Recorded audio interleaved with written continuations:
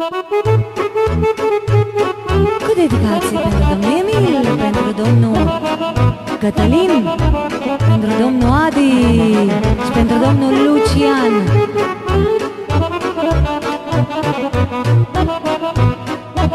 Special pentru domnul Cristi și pentru domnul Dan și pentru doamna Mihaela.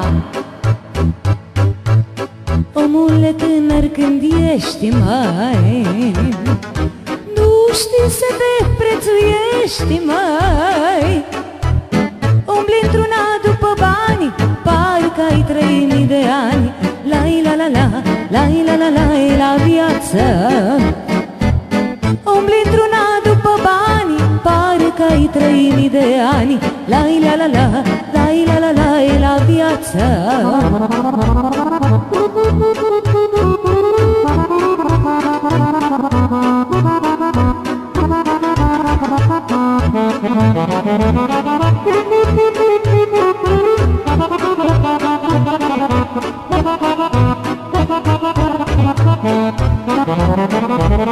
Până ești tânăr de ani, măi, dai sănătate pe bani, măi.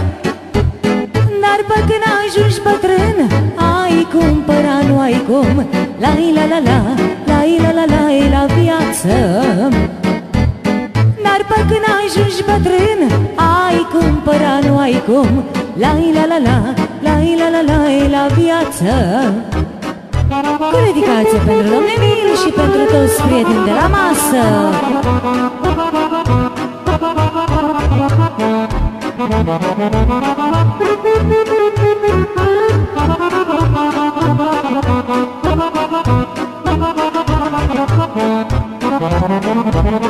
Din bătrâni o vorbă mare, banii n-au nicio valoare. Poți să ai un sac de bani dacă sănătate n-ai. La-i-la-la-la, la-i-la-la-la, la viață. Poți să ai un sac de bani dacă sănătate n-ai. La-i-la-la-la, la-i-la-la-la, la viață.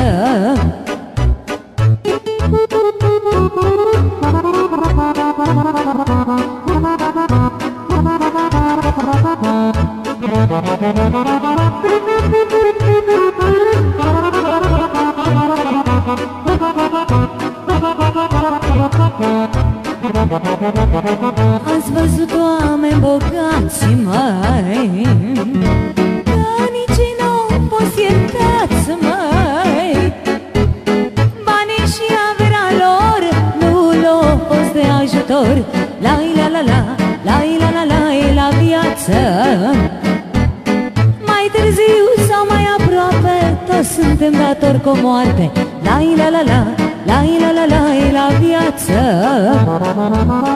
Banii și averea lor nu le-au fost de ajutor. La-i-la-la-la, la-i-la-la-la, la viață.